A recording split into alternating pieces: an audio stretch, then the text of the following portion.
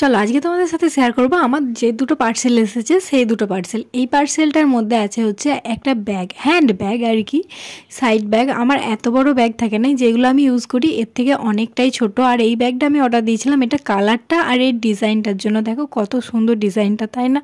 কিন্তু কালারটা আর একটু ডিপ দেখেছিলাম আমি, আমার কাছে এসেছে কালারটা একটু লাইট। কিন্তু নর্মালি ব্যাগটা সত্যিই দেখতে অনেকটাই সুন্দর লাগছিল আর অনেকটা সাইজে বড়। আমার বোন নিয়েছে, এই দেখো এভাবেও নেওয়া যায় ব্যাগটা। আর আমি আমার একটা পিক দিয়ে দিলাম। আর ব্যাগটা এভাবেও নেওয়া যায়, মানে দু রকম করেই ব্যাগটা নেওয়া যায়, তুমি যেভাবে নেবে।